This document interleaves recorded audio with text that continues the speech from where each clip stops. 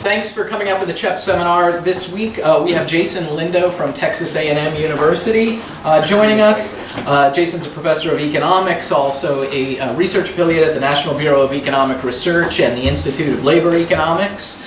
He's also the co-editor of Economic Inquiry and an associate editor of the Journal of Population Economics. He's published on topics on the economics of abortion and contraception and violence and crime as well.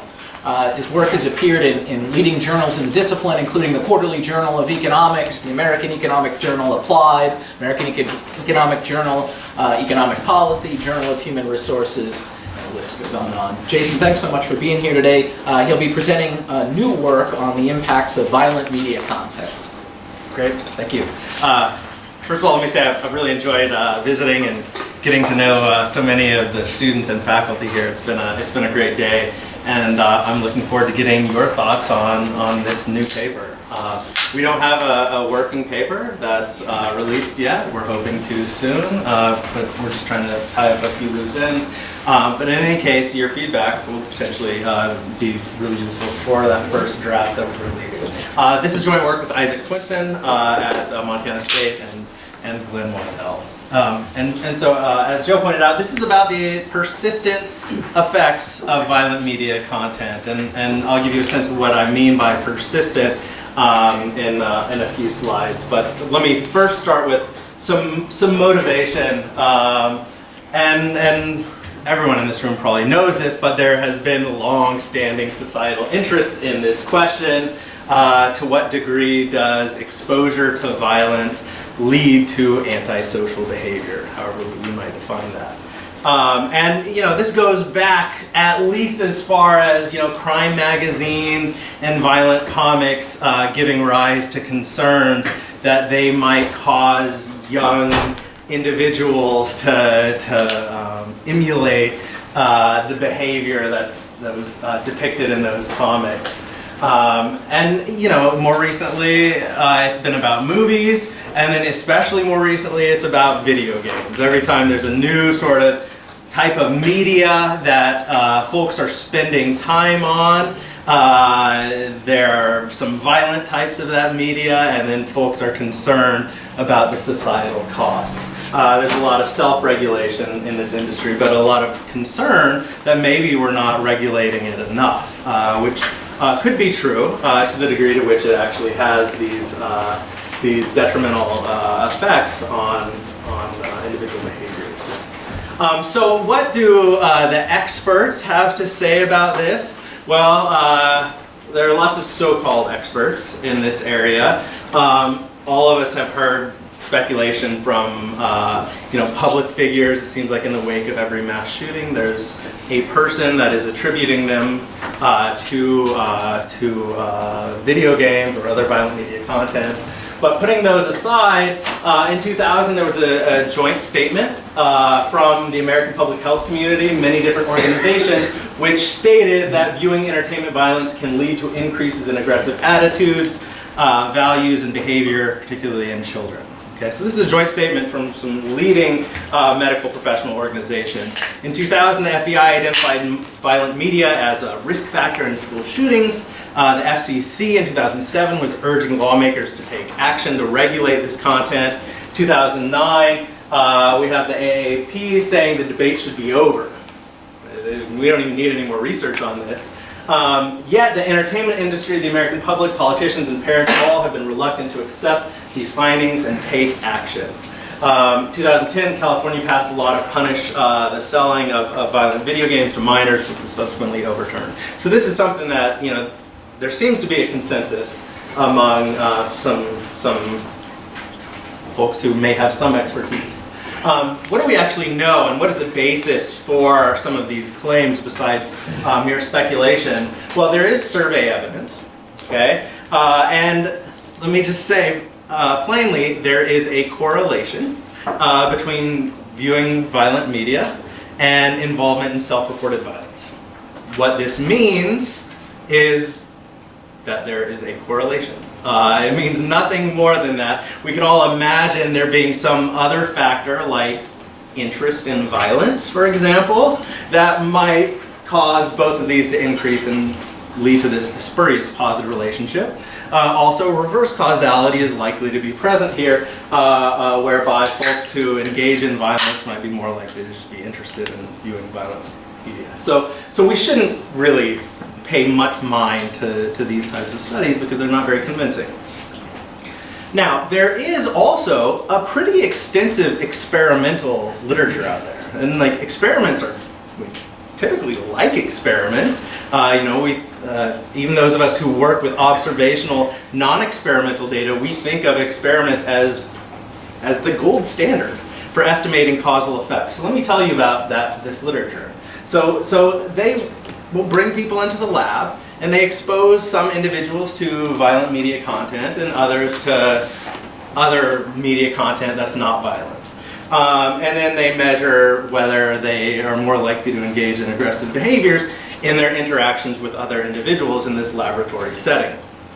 And so lots of studies have done that, and they have found that violent media content increases measures of aggression as observed in the lab. Okay? But as someone who cares about sort of real world media content that individuals actually choose to consume on their own, it's not clear how useful this evidence actually is. And certainly in the lab, what's being measured is not serious violence in the form that we would typically think of serious violence.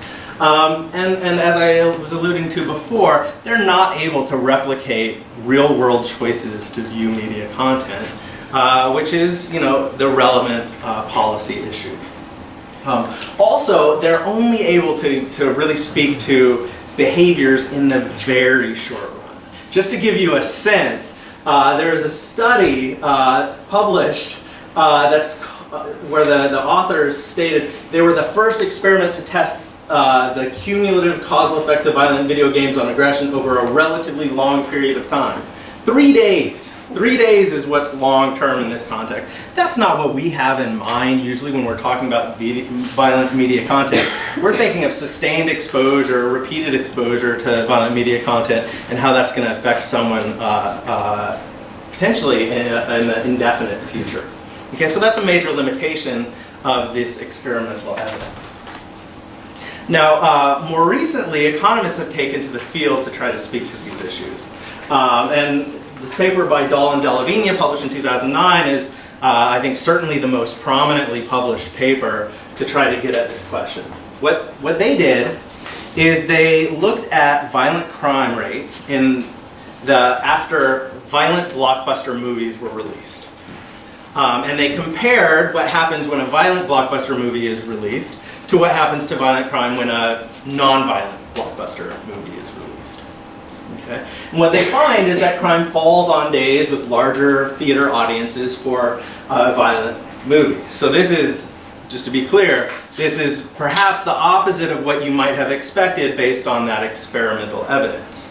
Now, how do they explain this? They explain this via a theory or a story that, well, these individuals who might be predisposed to engage in violence, instead of being out committing crimes, being violent, they're in the movie theater. And maybe they're also drinking and doing other social activities that might be associated with movies. And they also find no evidence that blockbuster movies increase violence in the 3 following weeks. Okay, so that's probably, I think, the best evidence that we have on the real-world effects of violent media content. And I would say 3 weeks is still a pretty short period of time over which to evaluate the effects of exposure.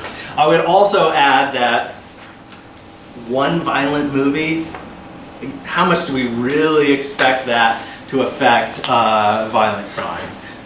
Again, that might not be what we have in mind when we're thinking about violent media, where, again, repeated exposure may be where the effects lie. There's also this paper by Scott Cunningham, who I understand was here presenting as well, and some of his co-authors, where they look at violent crime rates around the time that violent video games are released.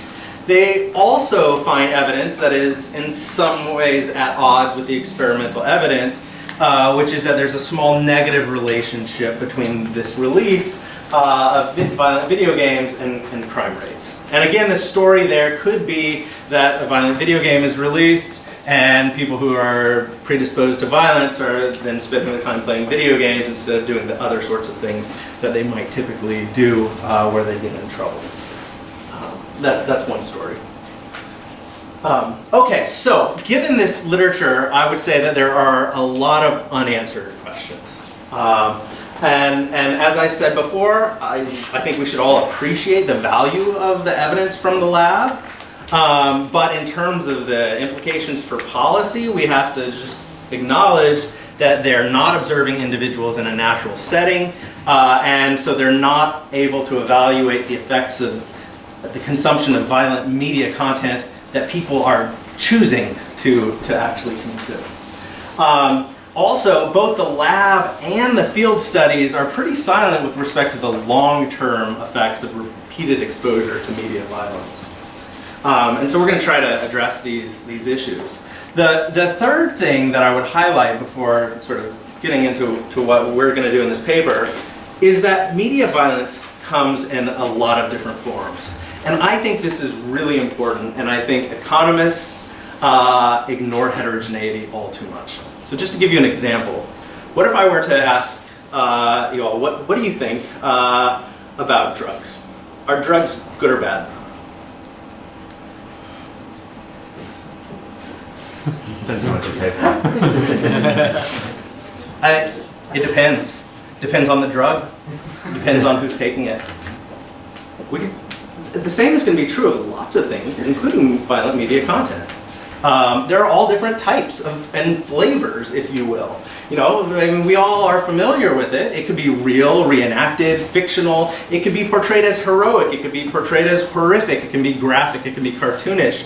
It can make the viewer feel like they're a participant, like they're an observer, or like they're a victim. Okay? All of these are reasons, I think, to expect that there is no single effect of violent media content. We're going to estimate an effect here, but we're not going to say that it is the effect. And I would say the same thing about returns to education. There is no return to education. There's heterogeneity. Yes? So on that point, given the sort of very different effects that have been found in the lab experiments as compared to some of these natural experiments that have looked at particular movies or video game rollouts, is there any sort of coherent story that relates to sort of the types of violence that we're being exposed to in the lab as compared to So I would say certainly in the field, this has been ignored. And so like the Dahl and Delavine paper, which I like quite a bit, it lumps all violent blockbusters together. And the paper by Scott Cunningham and co-authors, it's also lumping them all together. In the experimental literature, have they tried to sort of separate out these different things? I don't believe so, but I don't want to take a hard stand on that because I haven't been as deep into that literature.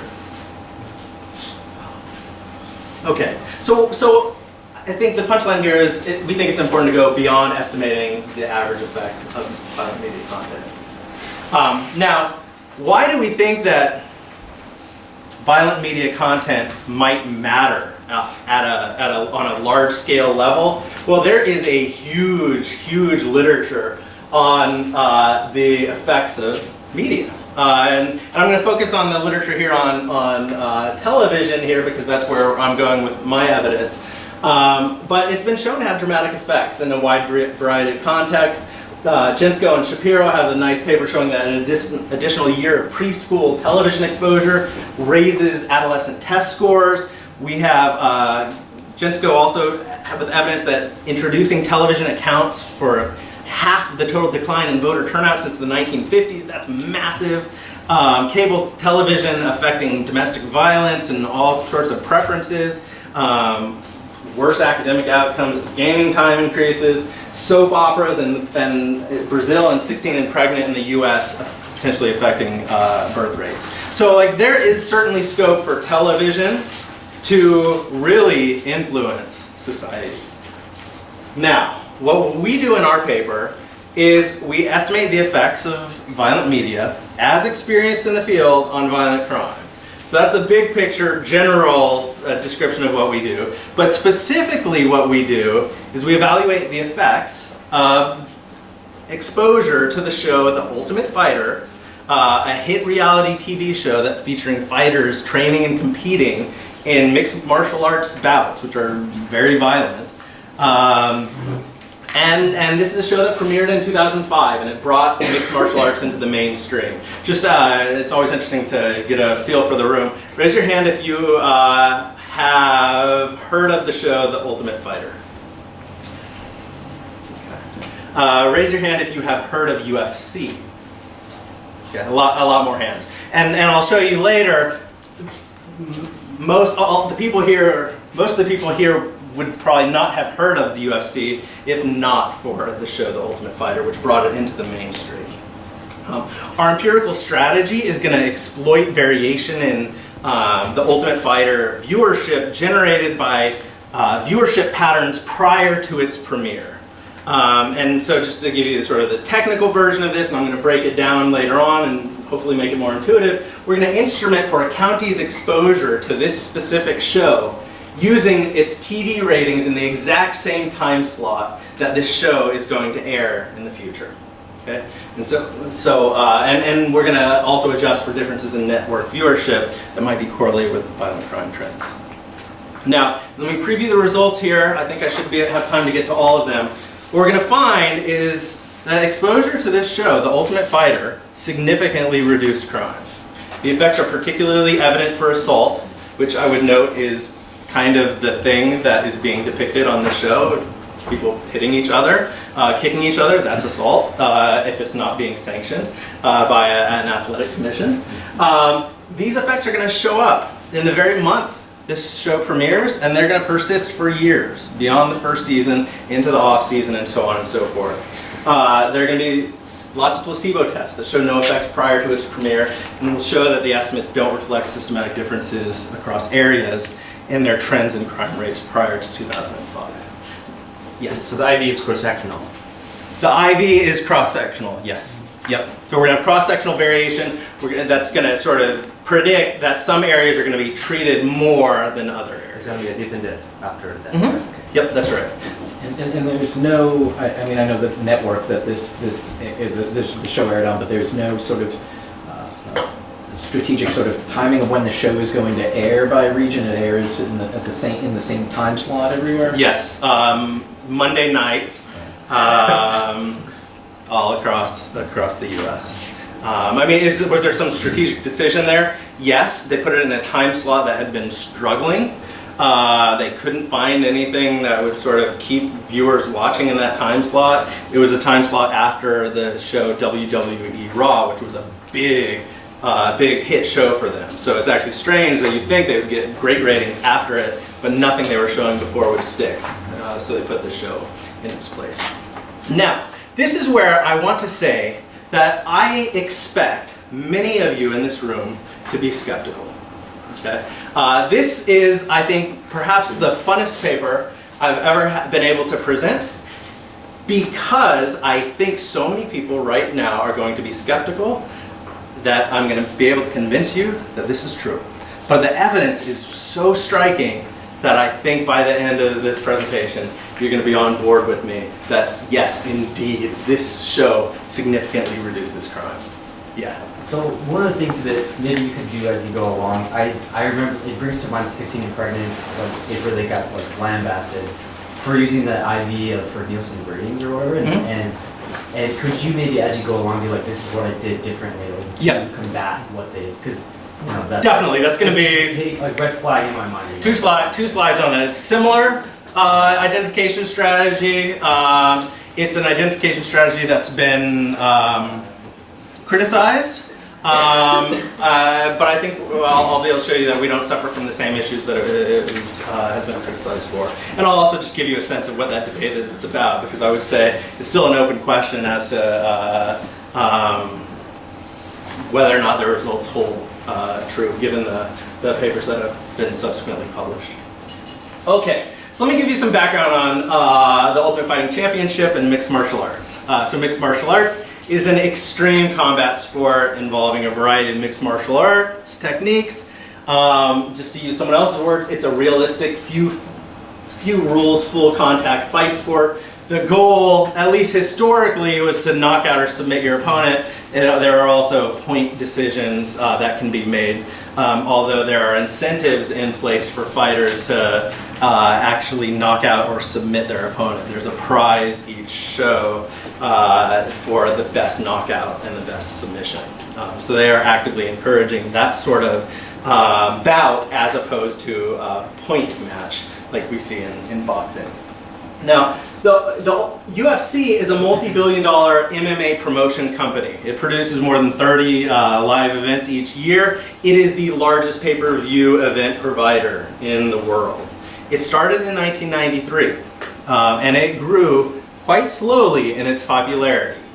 We all know about it now. That certainly wasn't the case then. One thing to know about its history is that it accrued a lot of debt, and it was near failure in the early 2000s. They were losing a lot of money, in part because it was viewed negatively. John McCain famously called it human cockfighting, and they were having trouble getting states to allow them to host events. And so they were hosting events in Arkansas and in like random places because that's the only place they could put them on. They were struggling a lot. The Ultimate Fighter is basically, it's viewed as, and I'll show you the evidence for this, as a show that was instrumental in sort of saving the company and propelling it into the major success that it is today. And so just to give you some quotes, so you don't have to take my word for it, but I'm going to show you some data as well. UFC.com itself says it's the show that launched the mixed martial arts explosion in 2005. From a newspaper article in The Guardian, in the 2 years after the show aired, the UFC had a 1,258% increase in revenue, including a 1,700% increase in pay-per-view sales. A website here says nothing goes back to normal after The Ultimate Fighter, not Spike TV, the network that it aired on, which I'll talk about more, not the fighters. It changed everything. An essential part of one of the biggest success stories of 21st century sports. Here is two tweets. This one saying, 13 years ago, this is from 2005, the first episode of The Ultimate Fighter aired on Spike TV. It was one of the most important days in UFC history. They go on to say here, this is a shot from the finale, The Ultimate Fighter was the UFC's Trojan horse. It took casual viewers and converted them into lifelong fans of the sport and the UFC. So a lot of anecdotal evidence here. I'm going to show you some data in a bit. Yes? So what's in the back of my mind as I'm seeing all this is that it's the way you have kind of talked about it and pitched it and motivated it, right? Is that kind of the defining characteristic of this media is that it is violence, right? Violent conflict, right? Mm-hmm. But when we think about the video games that people are playing or the movies that we see, the violence is an order of magnitude more. This is like shooting people, killing, like all the just crazy, horrible things that are unthinkable. And now I know, and you rightfully made the point about kind of heterogeneity here, mm-hmm. right? But why should we be thinking about this as its defining characteristic as being violent media, mm-hmm. rather than this is just popular? Like, what if it was what if the XFL had suddenly done really well or something? Sure. Right? Or a new NASCAR series came, or something else that was popular among a similar demographic. Mm-hmm. Like, why is that not the defining characteristic, and it's really the violence that we should be taking away from it? That's a totally fair point. I guess I would say two things. First of all, it's not clear to me that this is less violent than the other things that you referred to. This is like real life violence. This is like people actually real. Sure. So it's a different dimension. This is really happening, but no one's getting disemboweled or something. Sure. So Game of Thrones. Absolutely. At the end of the day, actually, having watched it all, I can tell you the focus is on the fighting. It is a reality TV show in the same sense that other reality TV shows at this period of time were reality TV shows. Sure. Collection of people living in a house together. They fight. They play pranks on each other. But mostly, they're either training for fights or they are actually fighting. Now, had the content been different, would we expect the effects to be different? Maybe, possibly. But I mean, I would say what I think we're doing here is we're taking arguably the first step towards evaluating the long-run effects of a violent medium. And I think ideally, in an ideal world, we would do the same thing for other types of violent media content and other types of media content. You know, if you had an idea for something that would, XFL as an example, that's a great idea. It didn't actually lead to a lot of popularity. But otherwise, would that be an interesting exercise? Yeah, I think so. I mean, what I would say is what we're doing is we're estimating the effect of exposure to this show, Sure. which was undeniably violent. Okay. Why do we ultimately see the effects that we do? Is it because it was of the violence? Is it because of who it appealed to? Ultimately, we're not going to be able to answer those. So you want to see another popular show? I want to see like The Bachelorette Yeah, right. hitting with this same demographic audience, basically, which doesn't exist. You can't do it for obvious reasons, right? Yeah. But I guess I wonder, like ex ante, when you guys were thinking about like violent media and you wanted to test, why, like, was it just naturally that what made this show kind of emerge? Was it just that it was popular, so it worked from an identification standpoint, or was there something about it where you're like, this particular kind of violence is unique and we want it? We were thinking of it as being uniquely violent relative to what was on television at the time, and so there were the most violent, the closest thing to mixed martial arts that was on television at this time was professional wrestling.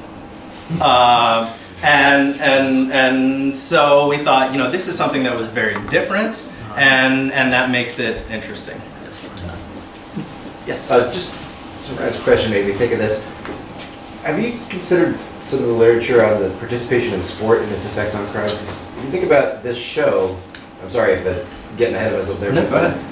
It also not only made UFC popular, but it made a lot of people want to participate in MMA, and it actually sort of humanized the fighters in a way that, hey, I can do that too. Totally. And so, if there is a literature, and I'm not super familiar with it, but if there's a literature that says participation in sport reduces crime, maybe that's the link that you're That's a great point. I'm not sure if there is such a literature, but if there is, we'll find it. There is. Awesome.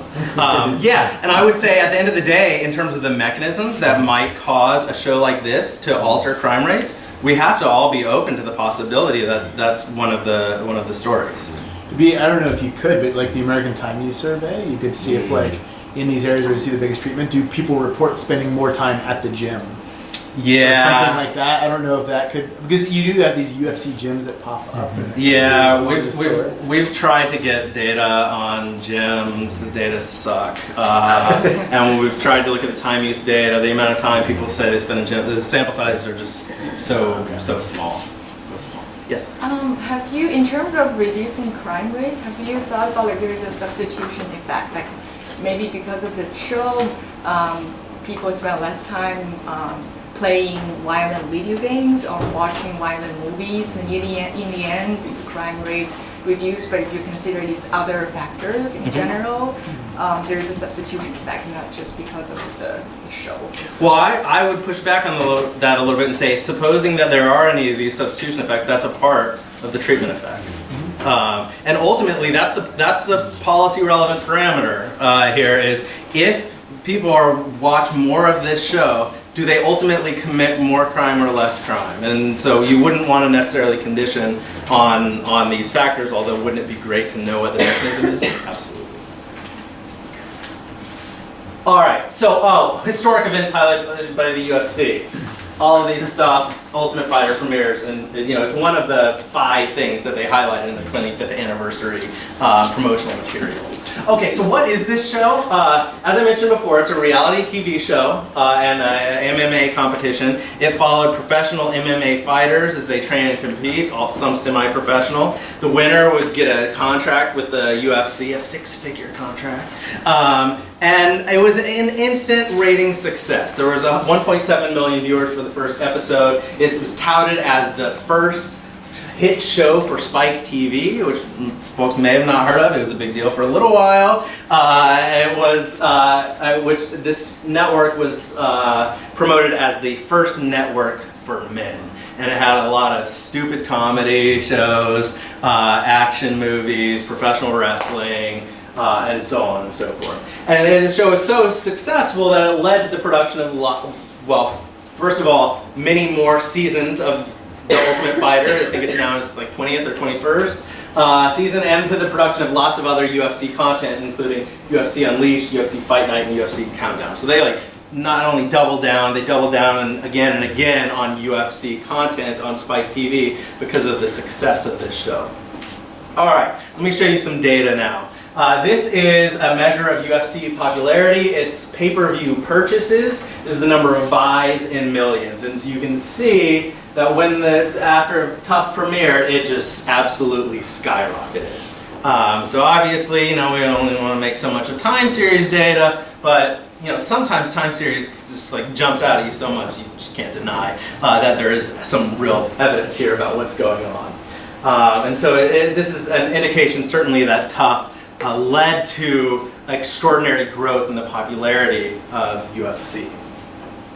This is a Google Trends graph, and what I want to emphasize here is that UFC is a big deal in terms of like societal importance. And we already saw that here. Most of the people in the room raised their hand. They had heard of it. But just to give you a sense of searches, no one was really searching for it before 2005. But since 2007, as many people are searching for UFC, if not more, than are searching for Oprah. Or CSI, that was the most popular television series during the 2000s, and it was lots more people searching for UFC than that show, and also Beyonce's. It's just killing all these things, which are these cultural touchstones. So it is important in terms of Google searches at least, and that activity.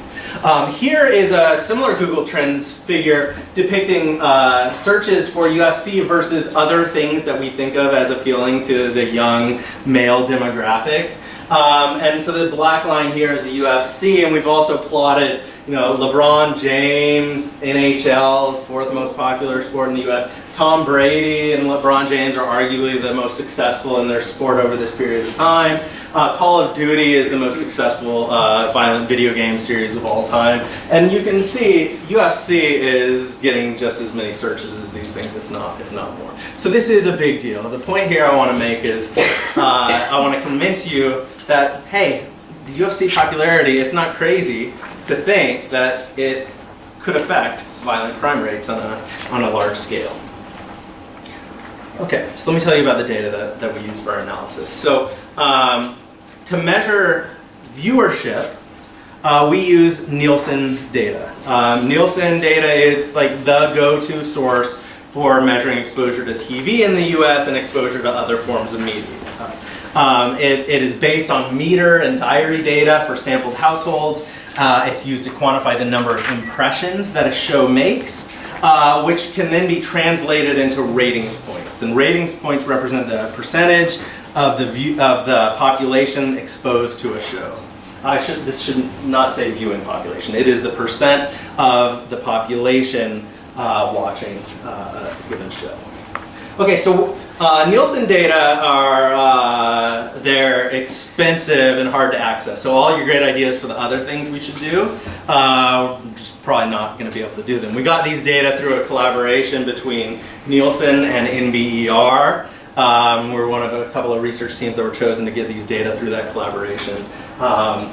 So we were limited in what we could ask for. What we did ask for and get was county level ratings for the first season of The Ultimate Fighter as measured in February of 2005. So we have 4 weeks in which we observe the rating. We also have overall Spike TV ratings from 2004, November 2004 in particular. This is the rating for the network prior to The Ultimate Fighter premiering. We also have the rating for the time slot that the Ultimate Fighter would be airing in the future, measured in 2004 in November. Okay? And so we know how many people were watching this at, say, Monday night, how many people on Monday night in November 2004 were watching Spike TV, and then we know a few months later, how many are watching after the show The Ultimate Fighter begins airing.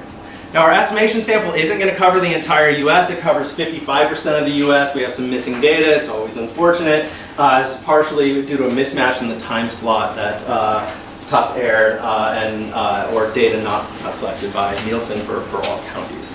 I'll show you a map with these data depicted in a moment. Yes, Sorry, this is wrong. What's airing there in the prior to? What's airing in the November 2000? Oh, what is airing here? Yeah, in those A grab bag of things aired. So Spike was just sort of rotating in random shows into this time slot. They typically were not violent. There's a lot of, what's the name of the show? The Ultimate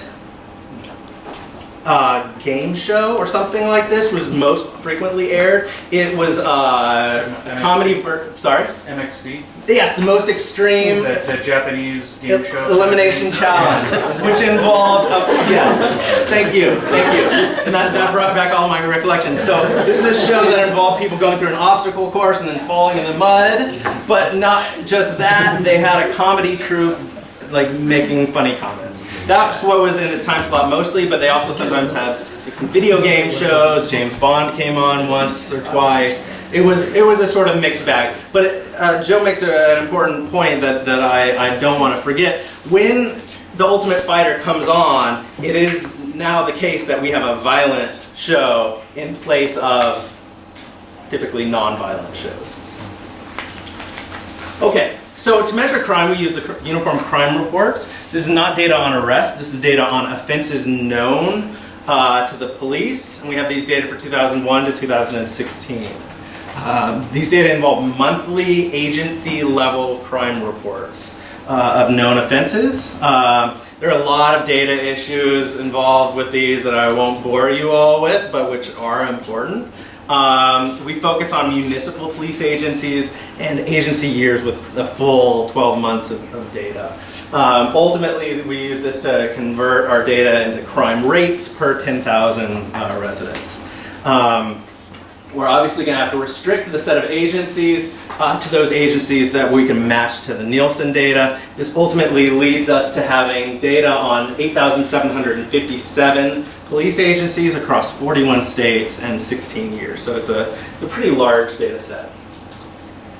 Okay, so let me get to identification issues. So the main challenge that like anyone coming into this research endeavor would be confronted with is that the viewership of this show is not random. Okay? And moreover, counties where a lot of people view this show are going to be systematically different from counties where not very many people view this show. That's the first order thing that we need to address. So our empirical strategy is going to exploit the fact that there is habit persistence in television viewing. Okay? And in particular, this is going to cause some people to watch the first season of Tough who otherwise wouldn't. Okay, so the thought experiment, the first thought experiment I want you to think about is take one individual who typically watches TV on Monday nights in the Tough time slot before Tough airs. And then you have another person who typically isn't watching Spike TV in that time slot. That first person is going to be more likely to ultimately watch Tough because if you're usually watching TV on Monday nights, you're usually watching TV on Monday nights, and so you're going to be more likely to be exposed to this show when suddenly it's appearing in that time slot. That's not quite what we're going to do, but that's the first thought experiment that I want you to think about to fix ideas. You don't have rating data for you said it was WWE or something like that was on before? We don't. You don't. Because it seems to me that the treatment intensity wouldn't be people who are just bored sitting here watching these like random stream of shows on a Monday night.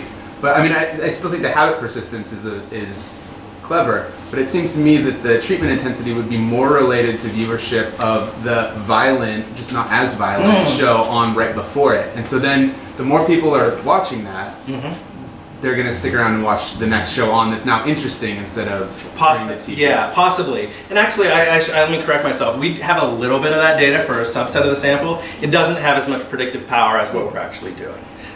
So it could have, that's why we looked at it for the subsample that we have the data for, but it turns out that it actually doesn't. That being said, another possible issue with that is the types of people who are watching WWE so much might be systematically different from the types of people who are typically not watching WWE. So I'm not sure that would get us around this issue. Let me highlight and get to what we are actually doing. This is very similar to the identification strategy used by Kearney and Levine in their 2015 paper, where they instrument for the watching county ratings of the show 16 and Pregnant using MTV viewership in the same time slot in the year before. So this thought experiment is this that I've sort of asked everyone to walk through in their minds is the thought experiment that they use. We're not going to quite do that though. What we're going to do is we're going to ask you, and the reason we're not going to do that is because you might have this outstanding concern that violent crime trends in a county are correlated with watching Spike TV on Monday nights in 2004. That's a valid concern. Okay. So we're going to use overall Spike TV ratings to control for the possibility that differences in Spike TV viewership might be correlated with trends in violent crime. So now I want to ask you to do a different thought experiment. Take two people who watch the same levels of Spike TV overall. Because we're going to control for overall Spike TV viewership. One of them typically watches in the Monday nights. The other one typically watches at some other time. The one who's typically watching on Monday nights is going to be more likely to be exposed to the Ultimate Fighter than the one who's typically watching at other times. Okay? Because of the person who's watching on Monday nights is watching on Monday nights, and there's habit persistence in viewing. So again, two people watch the same amount of Spike TV overall, but one person, they're watching Monday nights. That person, when the Ultimate Fighter comes on, they're going to find, oh hey, when they're watching, this show is on. Okay? And so they're going to be more likely to be exposed to the show than the person who's watching the same amount of Spike TV overall, but who is watching Spike TV at different times and days. Okay. And so assuming the violent crime propensities are the same for these two people, we can compare changes in violent crime rates across these two sets of individuals to estimate the causal effect. Okay, so that's where the identification strategy bites, and that's how we're doing something that's different from Kearney and Levine. I'm going to get into that in a little bit more detail over the next couple slides. Yeah. I guess this is what I'm trying to think about with like the shows that were airing before and trying to understand the local average treatment effect, right? About the type, who's the marginally affected sort of party that now all of a sudden sort of gets exposed. And that's I guess what is pushing toward when trying to understand what they're watching to sort of discern something about who they are relative to the person who's not. Can you say anything about it? Do you have anything to say? I mean, ultimately, we don't know. I mean, we don't have, and I should say, ultimately, we don't have individual level data. We have county level data on ratings in these different, both overall Spike TV ratings and ratings in this time slot. But you're right. Who is this sort of instrument going to be affecting? It's going to be affecting exposure to the show among the types of people who would be watching TV on a Monday night, which we don't think is sort of a weird sample, but could be. Okay, yeah, and that's what I was getting at, what they're tuning into and what that could say about their underlying sort of preferences. Yeah, I mean, from my own experience in this era, I just put Spike TV on all the time. A lot of people just watch Spike TV because it has all this content, but that's not very scientific. Okay, so let me give you the first stage regression equation here. And so the first stage regression equation it's cross-sectional. Okay, and so we have the ratings of the Ultimate Fighter show as a function of the ratings in the same time slot, and this is measured in November of 2004, and as a function of the overall, or controlling for the overall Spike TV ratings in November of 2004. And so, again, since these ratings points represent the percent of the population viewing the show, a psi 0 here equal to 1 would imply that if there was a 1 percentage point increase in the share of people watching Monday nights in November of 2004, that would lead to a 1 percentage point increase in the number of people watching The Ultimate Fighter. Now we think that this psi is going to be positive because we think that there will be habit persistence in television viewing, but we don't think it's going to be one. Some people will decide to watch other shows. And so indeed, when we estimate this, this relationship, we get estimates that are 0.6, 0.5. And so what this indicates is that a 1 percentage point increase in the population of a county watching on Monday nights in November of 2004 increases the share watching The Ultimate Fighter by 0.6% of the population. Okay, so a very strong first stage here. Now, the two-stage least squares equation is going to leverage this cross-sectional variation, but the idea is that we're going to expect crime rates to change by an especially large amount in counties where the predicted number of people watching The Ultimate Fighter was especially high. So here we have the log crime rate for agency A in county C in time t as the outcome variable, as a function again of the predicted tough viewership. We use predicted tough viewership here because that's what we believe to be exogenous. We can't actually use actual tough viewership. That would be endogenous for the reasons I pointed out before. And then we're controlling also for the overall Spike TV ratings prior to the airing of The Ultimate Fighter, and we're allowing those effects to vary over time. And we're controlling for agency fixed effects and time period fixed effects here. It's this is sort of the combination of a two-way fixed effects or difference in difference model with instrumental variables. I think there was a question. No, you answered it. Okay. Yeah. All right, so just a couple more details that I want to mention that will be evident when I show you the results. We're going to report estimates for time periods leading up to and following the premiere of the show. We're not just going to report the estimated effect on average over time.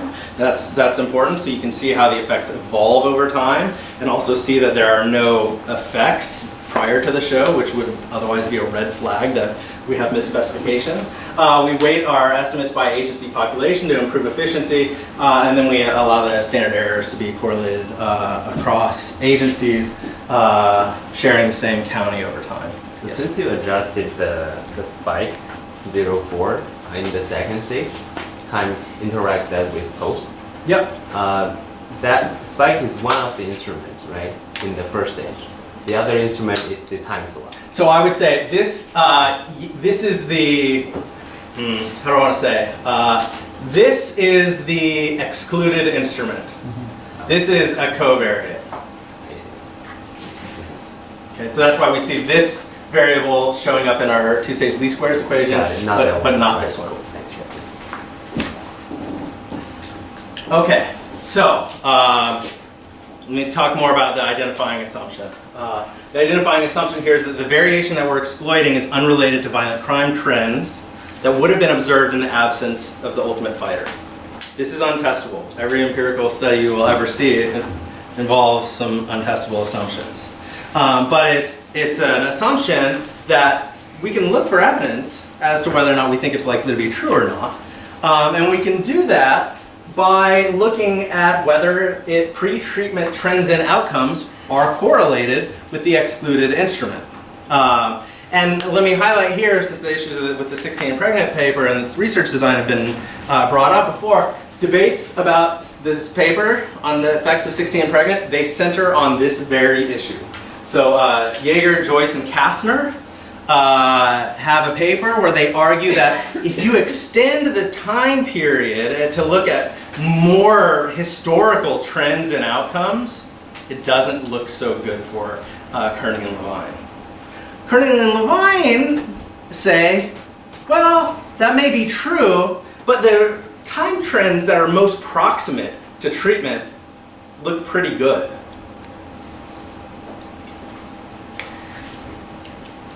That's where that debate is.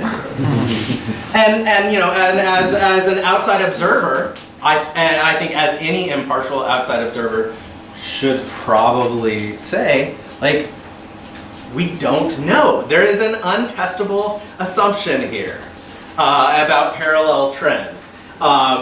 The assumption may hold, the assumption may not hold. And I would say that Jaeger, Joyce, and Casper's paper maybe does cast doubt on the degree to which it holds. But Kearney and Levine are right that if you look at the recent history, it looks like it's probably going to hold. This is a tricky thing with difference in differences estimation and how we think about parallel trends. How far back do you have to go in your analysis to convincingly make the case that the trends appear to be parallel? There is no definitive answer to that question. And it seems like Jaeger, Joyce, and Kastner disagree with Kearney and Levine on that matter. That's where that debate has gone to. Yes? I'm curious, and I presume you've done this, but if you just run this, if you run kind of the potentially problematic, just reduced form model, where instead of using instrumented tough viewership, you just use observed tough viewership, do you see similar patterns? Oh, we haven't done that. We've done the reduced form estimate, sort of just looking at the effect of the instrument on the outcomes, and it gives you the same thing as the instrumental variables estimate. Sure. But we haven't done that to assess the endogeneity. I would just be curious, you know. Yeah, that's a good idea. I mean, again, if it looked different, you couldn't ever say why it looked different, and so I don't know if this is a, you know. How big of an endogeneity problem do we think we're solving? Well, or you don't know which direction it goes and all of that, of course. But it would just be, it'd be really interesting if they looked relatively similar to the effects that you find, or, you know. Yeah, no, that's a good point. We haven't done it though. Actually, Okay, so fortunately for those of us who are like on the sideline of this debate, there's this nice paper by Kahn, Lang, and Lang that sort of takes a broader view on the debate between these other authors. And they suggest that we consider nature's experiment when we're doing a difference in difference model. And they highlight that even if there are differences in the pretreatment outcomes that we're differencing out when we do a difference in differences paper, we should consider why there exist differences in the first place. And because they say it better than I could, let me not change their words. They say if we understand why the experimental and control groups differ in levels, we may better understand whether we anticipate common or divergent trends. And so I think this is a really powerful statement. And one of the things that it implies is that if treatment is conditionally random, if we believe we have conditional random assignment, then conditioning should eliminate differences in both outcome trends and outcome levels. Right? And so we all sort of go through in an econometrics class selection on observables, or conditional random assignment. That's what they're making a case for here. And they go on to say a control variable that eliminates both the initial difference and differential trends will allow us to feel confident that we've solved the problem with nature's design of this experiment, that we have conditional random assignment. Okay. And so for us, that variable is the overall spike rating in 2004. Let me just show you, this is what the map looks like. The gray here is the data. The darker blue lines here are viewership in the Ultimate Fighter's time slot before its premiere in 2004. That's the instrumental variable. And you know, I look at this and I say, looks pretty random, but it's easy to look at a map and just not know what you're looking at. So instead of just stopping there, and we need to improve these figures, we're working on heat maps. In any case, this shows violent crime rates in 2004 versus the 2004 rating in the tough time slot. It shows that indeed there is a positive correlation between the instrument and violent crime rates. That's not good. If we adjust for it with this overall spike TV rating, that relationship is now no longer statistically significant. So we've solved this issue with the instrument being correlated with the outcome in levels by introducing this control variable. Here, we're looking at the change over time in crime rates, so the trend in crime rates from 2001 to 2004, and you can see that it is positively correlated with the instrument. That's bad. If we adjust for the 2004 rating and the overall spike TV rating, however, that relationship is no longer statistically significant. So in Kahn, Lang, and Lang's words, that we have a control variable that eliminates both the initial difference and the difference in trends, it allows us to feel confident that we've solved the problem with nature's design of this experiment. We believe we have as good as random variation after controlling for these overall spike TV ratings. Okay, here are the estimates. This is sort of just, this is it. I'll show you more figures, but they're all going to mostly look like this. This is the estimated effect of exposure to the first season of The Ultimate Fighter on violent crime. These are the estimated effects in 2003 and 2004 leading to the show's premiere. Thank goodness, those are 0. This show should not have effects prior to its premiere. That's impossible. And then we see in the quarter the show premieres this massive divergence from the estimated effects that came before. And then the effects appear to be sustained for several years. So, you know, this is one of those event studied graphs of your dreams. They don't always look like this, certainly not for me, where you see no evidence of effect, no evidence of effect, and then as soon as you should start potentially seeing an effect, you see an effect. And as I was alluding to before, the effect appears to be persistent at least for many years. So this is the estimated effect on violent crime. This is the estimated effect on assault. And, oh, yep. I was going to say, can you help us out with the magnitudes here? How should we think about a negative 0.05? I know it's crime rates per thousand. Right? Is that how you scale the outcome variable? So it's in logs. Oh, it's in logs. So, okay. so this is a 5% reduction in quarterly violent crime?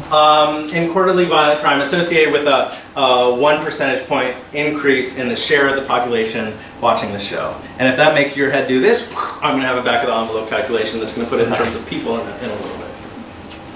But let me first show you that the estimated effects are primarily concentrated on assault. I think that kind of makes sense because, you know, well, the show involved people hitting each other. That happens in the real world. That's going to be called assault. That being said, you can imagine this might affect all sorts of antisocial behavior. And so, you know, here are the estimated effects on rape. Whether you see an effect here or not, these things are always in the eye of the beholder. I think, you know, none of these are statistically significant. They're also not statistically significant in the aggregate. However, the fact that the pattern mirrors the pattern that we saw for assaults makes me think that maybe there's something here. On murder, there's no evidence of effects, which is not atypical since murders are relatively rare and it's generally hard to find statistically significant effects on this outcome. So here's a table that summarizes these estimated effects. So pooling the effects from 2005 to 2009, the estimated effects are statistically significant. If you look at violent crime overall, assault, the effect on rape is marginally significant at the 10% level, nothing for murder, and there's also no evidence of effects after 2009. Yes? How is the effect on violent crime compared to, like, say, Scott Cunningham's result? I would say they're the same sign. His estimates are, I mean, I wouldn't even know how to begin comparing them because it's just so different. He's looking at the release of a video game and the aftermath, and there's also really large standard errors there. So I'm not sure how meaningful it would be. I haven't thought about it enough to have a better answer. Okay, here's property crime. Same pattern of estimates. You know, I would say some people might, your prior for this might have been that this is a falsification test. Eek, that would be bad for us. And I would argue though that this is not a falsification test. In general, I think the concern with violent media content is that it's going to lead to antisocial behavior. It might make people more aggressive, more likely to take risks. And when you're talking about that could conceivably affect all types of crime, not just violent crime. In any case, these effects are not statistically significant, although I'll tell you, to my eyes, I see something here. But in terms of what the statistics show, none of these estimated effects are statistically significant at conventional levels, except maybe robbery being marginally significant. Okay, so to recap the estimates, there's evidence of a clear and immediate decline from pre-existing rates of violent crime in counties with greater exposure to this show. The effects are clearest for assaults, which, as I mentioned before, is what's going on the show. And the effects persist well beyond the first season, but they do eventually appear to fade out. So to give you some people numbers to wrap our heads around this in a hopefully more meaningful way, what our estimates suggest that if you have a 1 percentage point increase in exposure to Tufts first season, we're talking about 12,000 additional viewers per county. Okay? And 1 percentage point increase in exposure to Tufts first season, if you look at our two-stage least squares estimate, that's leading to 96 fewer violent crimes per month in the average county. So in terms of the effect per people exposed to the show, we're talking about 8 fewer violent crimes monthly per 1,000 people exposed to the show, which, you know, seems reasonable to me. But you know, we all came in with different priors. Okay, on the credibility of the estimate. So again, I think folks were skeptical, but I hope folks believe the estimates now. I've shown you that the variation we use is not related to pre-Tuft violent crime trends. I also showed you that there's no evidence of effects in these placebo pre-treatment time periods. And also I can show you that the effects appear in not just the quarter, the very month the show appears. And so here's this figure where we break things down by the month. And so here are the estimated effects leading up, and then bam, the show premieres, and that very month there's evidence of effects here. So it seems to really turn on in a way, like, another way of putting this is, if this isn't the effect of the Ultimate Fighter, what is it? Something's going on here. And I'm personally pretty convinced that it's the Ultimate Fighter. It's hard to think of what else would change systematically for these counties at the exact moment that Tuft premiered that would lead to this pattern of estimates besides Tuft's premiere. So, I mean, do you have any story about the obvious persistence of exposure? I mean, is this, again, a habit formation kind of story, that people who are exposed to it are going to continue to watch it, and there's persistent exposure, and that's why you see basically like a 6 or 7 year effect? Certainly. I mean, that's what it's certainly the perception that this show created fans of UFC. And like, this can't be explained by people just watching The Ultimate Fighter, because that's just like an hour every Monday night.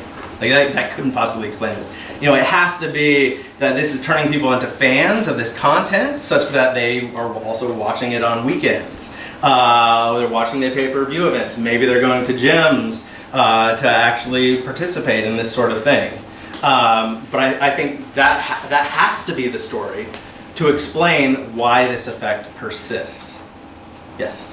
Have you tried looking at like crimes just on Monday nights when it's airing? You know, like, you know, differentially between Monday nights versus other times, like any other time, I guess. Yeah. So when you move to data that allow that level of granularity, it's just the sample sizes are way too small. But yeah, we thought about that as well. I had a question. So looking back at the graph of these of the crimes, there's a persistent zigzag pattern. Is that correlated to future seasons of the show? Yeah, it is. And so, you know, here's the main result looking at violent crime, and you see this up, down, up, down. This quarter the show is on. This is the first season. The show is airing. This point right here, this corresponds to after the first season stopped airing. Now it would have been in repeat mode because Spike TV aired repeats of things all the time. But then the second season, and then the off season, and then the third season. Now we haven't made too much of that because these aren't statistically significant, and if we try to make too much of that, we'll get killed by referees. But also referees point out that, hey, it looks like there's some cyclicality there, so you get... I mean, isn't there insanely high cyclicality, seasonality in your outcome variable anyway? But we're controlling for that. Okay. Yeah. You have seasonal dummies, or you have... We have time period specific indicators. Right. Yeah. Okay, let's see. I do the context. 5 minutes, right? Okay, cool. Let me just highlight that we also have looked at pay-per-view events as a sort of proof of concept for the sort of thing that we're identifying when we look at the Ultimate Fighter. And basically what we've done here is we've used this hourly data, and we look at how crime rates evolve throughout the day on Saturdays where there is a pay-per-view event versus Saturdays in which there is not a pay-per-view event. And what you see is, here's the estimated effects on assault.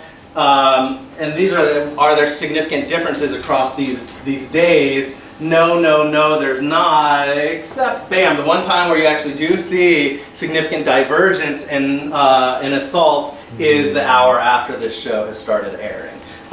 It's possible that this happened by random chance, given this number of estimates. You would expect one of these to probably be statistically significant, but maybe you wouldn't necessarily expect it to be that one.